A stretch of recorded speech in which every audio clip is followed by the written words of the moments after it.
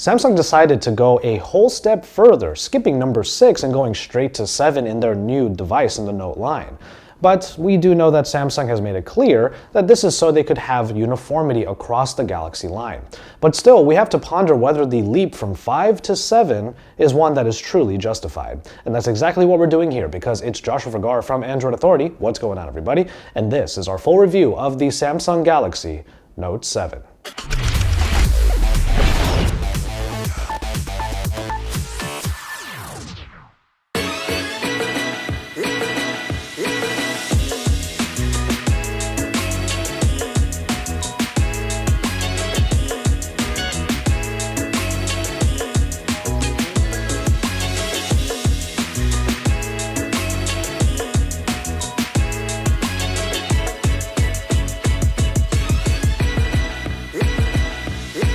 Yes, you get a curved display here on the Galaxy Note 7, and it's going to be the only version of the phone that will be available. So at its core, there are basically no surprises with the way the Note 7 looks. You have the same large display with the home tactile button up front, right below the display, and all of the different ports that are still on the bottom. There is one obvious change here, however, as the Note 7 has made the move to USB Type-C. But next to it is the bottom-mounted speaker and the headphone jack, which thankfully is still sticking around. Above the display is the front-facing camera, but now the other addition is the iris scanner, which is essentially a dedicated secondary camera made for scanning your eyes. And of course, there's the little buddy that always comes with the Note and pretty much defines the line, and that would be the S Pen. And no, the S Pen does not go backwards into the phone anymore, because the clicky top up here is just wide enough to keep it from going any more than just that much. There have been some refinements made to the S Pen itself. A thinner tip means more precision, and the length of the pen is now as much as a regular ballpoint pen. But when you're actually using the S Pen, it doesn't feel that much different from the one that was from the Note 5. And that might actually be a good thing, because we already liked the experience from before. But speaking of refinements, we already talked about the curved display, and we already know that the curved display can help with handling. But we also learned in the Note 5 that a curved backing can also do the exact same thing. In the Note 7, you get both. And there was actually only one way for the Samsung designers to really describe it to us. Symmetry. Now, by making the backing curved on the Note 5, it made a somewhat bulkier device more comfortable in the hand. But by making the display also curved, it not only makes for a very symmetrical phone, but it also makes the entire device that much more narrow. And the result is something I've been waiting for a while, a big phone that's actually really comfortable to use. And for a larger device that actually has very accessible handling, the entire package undergoes one more change, and that's IP certification. At the very least, however, the vast majority of users will appreciate that this phone will still work even if it gets wet. Now, Samsung hasn't really leapt forward much in the Note 7 in a number of different aspects, and that starts with the display. You still get the Super AMOLED 5-point-inch screen that comes in at Quad HD resolution for that high pixel density and the high quality that you would expect from a high-end Samsung product. The Super AMOLED display generally does mean that the colors will be somewhat saturated, maybe oversaturated, but this can be changed in the settings among a number of different modes. Now, even though this is a Quad HD display, you can actually output less than Quad HD resolution on it. This is in the interest of power saving, and you can go into the device maintenance area in the settings to find it. You can actually make this display output regular HD at 720p, and you can actually tell the difference if you go between the two modes. Now, a big deal from the Galaxy S7 now makes it to the Note line, and that's the always-on display. Essentially, you get a small area on the display where you can show a number of different clocks, a few different calendars, and some images that are canned and are predetermined. But from there, you get a little bit of customization on the Note 7's version of it, mainly because in the clock area, and there are many of them, you can actually create a block of text that will always show up along with the clock and notification icons, so you know what you're going to be getting when you unlock the device. That little bit of customization is always nice to have, and I personally really applaud Samsung for putting it into this phone, and as you can see, I've already made full use of it. Now, considering that the Note now has a curved display, of course that means that the Edge UX makes an appearance here. But for the most part, it doesn't have anything different than the iteration that was found in the Galaxy S7 Edge. It's not particularly useful unless you go through the effort to use it, so for the most part, it stays out of the way. And of course, this is all on top of what is already a pretty great experience that we've had in previous devices. We had a ton of fun on this phone, especially with games like Mobius, Final Fantasy, and videos across YouTube. Users familiar with the Galaxy S7 and the S7 Edge are pretty much going to know what to expect here. The Snapdragon 820 is the version we have now, with the Adreno 530 and 4GB of RAM. There is an Exynos 8890 version, but it will not be coming to the States. Now, 4GB is enough for a lot of phones out there, especially when you take into consideration their core experiences. But we're talking about the Note here. You already have multi-window and pop-up view for multitasking, and then you put on top of all of that the S Pen. There's so many capabilities on this phone that maybe a little bit more RAM would have kept it feeling incredibly crisp all the time. Now granted, we didn't really find these problems to be very abundant. They only really happened once in a while. But even then, that little inch that Samsung could have given could have felt like a mile in the RAM department. Despite the lack of higher RAM capacities, Samsung actually did pretty well to appeal to power users when it came to onboard storage. You now get 64GB of onboard storage, and that is the deal. You don't get any other versions of 32 or 128, you simply get 64, which is already pretty great. Add on top of that a micro SD card slot, in which we've already put a 256GB micro SD card, and you have all of the storage you'll need for pretty much anything. Now, calls on the Note 7 actually sounded perfectly fine. There were no complaints on either end of the call, nor were there any drops. But we can't really be as optimistic about the onboard speaker. Now, the sound experience from here is simply singular. It just doesn't really provide any richness or even any real volume when compared to plenty of other flagships that we've seen this year. And of course, it's a bottom-mounted speaker, so it already has that disadvantage. Luckily, however, the experience on the headphone jack that is over next to it has actually been kind of above average. There's no DAC in the Note 7, which means you're not going to be getting HTC 10 levels of sound. As a matter of fact, it falls pretty much just short of that. But sound actually sounds really good out of here, especially when you consider that you can cater the sound to your liking. Sound Alive is available here, and you might remember it from some previous Samsung devices, and it can let you go from bass to treble in terms of emphasis, or it can emphasize the instrumentals or the vocals. From there, you can actually adapt the sound based upon a bunch of beeps that you hear through your headphones, so it can take the sound and enhance it properly depending on what headphones you have. But from there, there's one thing missing from the audio experience, and that's a dedicated amp. And without an amp, the sound you get from headphones like these Audio-Technicas around my neck could be a little bit quieter than we would like. Battery life on the Note 7 has been a major focus, and to that end, they have put in a 3500 mAh unit in this phone. One short test from our own Android Authority battery testing app used a mixture of gameplay, web browsing, and video playback while on Wi-Fi, and predicted that the screen on time could be about 6 hours. And in order to test that, I actually did that myself. I put YouTube on here and binged a bunch of episodes across YouTube for what felt like a really long time, and when I took a look at the battery stats, it certainly was. I played some games at the tail end of it, but overall the screen on time was over 6 hours. But what that basically means is that with the Note, you'll get a normal day with 4 to 5 hours of screen on time, especially if you have pretty much moderate usage. But of course, if you need to charge the phone in a hurry, you have fast charging in order to do that.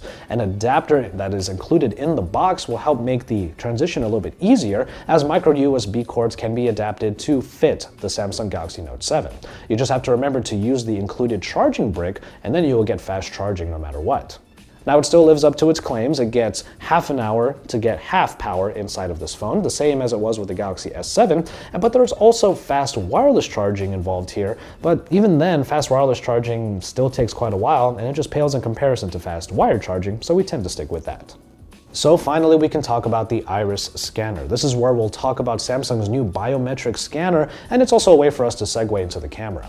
Essentially, it's a new camera module that's right next to the front-facing camera, and it does an infrared scan of irises, or eyes, the composition of one's eyes. The setup is pretty simple. You basically have to keep your glasses off and then scan your eyes, and once it gets a snapshot of your eyes, then it registers it and looks for that whenever you trigger the Iris scanner. Honestly, once you get the hang of it, the Iris scanner is incredibly fast, almost surprisingly so. When you have the phone locked, you just have to wake it, swipe, and have the phone a regular distance. Muscle memory will tell you how far the phone should be after you get used to it, and as you're looking into the camera at the top, it just unlocks right away. You don't even have to look at the viewfinder that comes up in order to tell you where to put your eyes once you're used to doing it. Now, I've gotten a lot of reactions while using the iris scanner already, but my favorite one has been from a friend who told me that she thought I hated my phone. The reason why is because it looked like I was giving it the evil eye. That wasn't really the case. I just wanted to be sure that my eyes were wide open so the iris scanner would work flawlessly. And in the camera department, Samsung seems to be confident enough in what they did in the Galaxy S7 to really make it a repeat. So the same 12 megapixel f1.7 dual pixel shooter of the Note 7 is the same as it was before in the Galaxy S7. If there are any real improvements, it's in the camera app. The camera app has simply just been a little bit streamlined so that it's easier to use in one hand for the most part. You just have to swipe up and down to change which camera you're using, and then swipe left and right to access the different modes and also the different filters. So for the most part, anyone familiar with the Galaxy S7 and its top-notch camera quality will know what to expect here. It's still capable of some of the better batches of photos in really good lighting, and even in lower light situations, it might still have its quirks, but it still provides some pretty nice looking photos. Details are captured quite well, with only some softness showing up when you actually zoom into the photos. Small text is still legible though, so that means that the sharpness is still pretty good. And self-portraits are not the super high quality that some people might be expecting, especially in indoor situations, but we can still give some credit to the f1.7 aperture lens for trying to do what it can. In low light, the main camera has quite a few tools like the f1.7 aperture, optical image stabilization, and of course the larger pixels, the dual pixels that are used for capturing more light.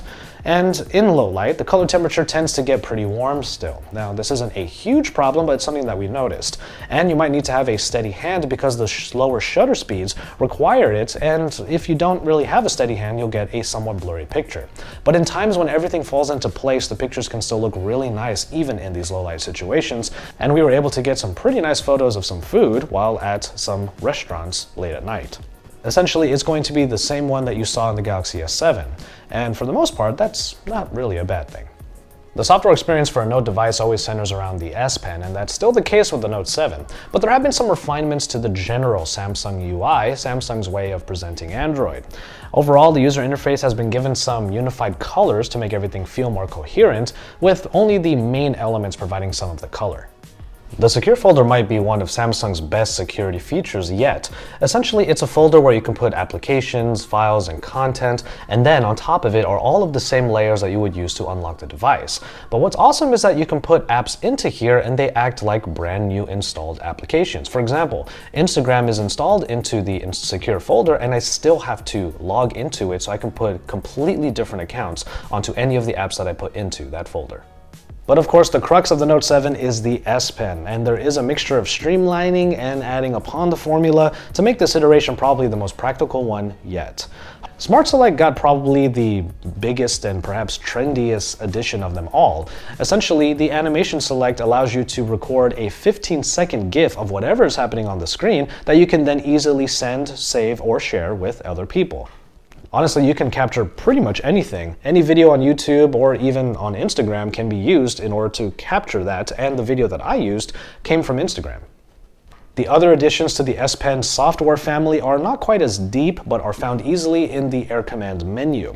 We start off with Magnify, which provides a small square to magnify parts of the screen up to 300%, which can be useful if you actually need to get a closer look at something. Now, Glance is an interesting one that shrinks any app to a small square that snaps to any corner of the screen, and then you hover the tip of the S Pen over that square to make it blow up again. It could be nice to use if you want just quick glances or updates as to things that have changed in that app, but other than that, the use case scenarios seem a little bit thin. And then finally, there's Translate, the feature that we really want to see evolve. Translate essentially allows the hovering of the S Pen to translate single words from one language to another, and there's a myriad of languages that you can use here. Now, we do want to eventually translate full phrases or even full sentences or full blocks of text. But for now, if you have a word that is on a website or an online menu, for example, that you need to have the definition of, you can just hover the pen over that word and you'll get your translation. The only other main addition comes in the screen off memo. Essentially, while the screen is off, you can take out the S Pen and you're given a blank black canvas in order to write any memo or anything down.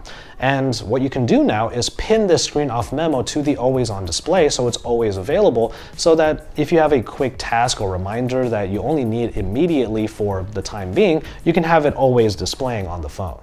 Samsung really wants people to actually take this S Pen out and use it more often. Now, the Note line has been notoriously, or rather infamously known, for having users that never ever even take out the S Pen. They just use this phone as a large device. So maybe these changes will make people use the S Pen more often, but at the very least, it means that the S Pen has become a pretty practical tool to use in the Note 7. And all of this does come at a pretty steep price. Not necessarily the monetary price, which I'll get to in a second. Essentially, there are so many features in the Note 7 that every single user will have their own distinct learning curve. If you actually go through the effort to learn how to use all of them, that could take up a pretty big chunk of time. In order to get the most out of the Note 7, you kind of have to do your homework. So perhaps for one of the few times in their tenure, Samsung has made a phone that is trying its darndest to justify its very high price point. And currently on the Samsung website, the phone is available for a total of $849.99, a very steep price for a phone that simultaneously feels fresh enough, yet feels undeniably familiar. If you can genuinely say that you don't need an accessible big display device, high onboard capacity with expandable storage, great battery life, a top-notch camera experience, one of the most feature-heavy Android iterations ever, and/or a S Pen that just won't quit, then you can look elsewhere. But unless you can do that, you simply need not look any further than the Samsung Galaxy Note 7. So as always, thank you guys very much for watching, and I hope you enjoyed this review of the Samsung Galaxy Note 7.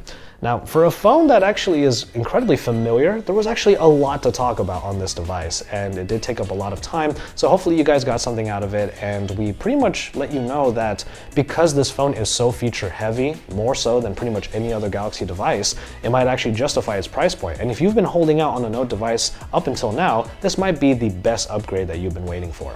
So from there, you can keep it tuned to Android Authority for even more about the Galaxy Note 7. We have a lot coming up, and of course we have shows like IFA right around the corner. You can go to our sibling sites that include vrsource.com, Tab Times, and Sound Guys, and then you can bring it on back to AndroidAuthority.com and our YouTube channel, because of course we are your source for all things Android.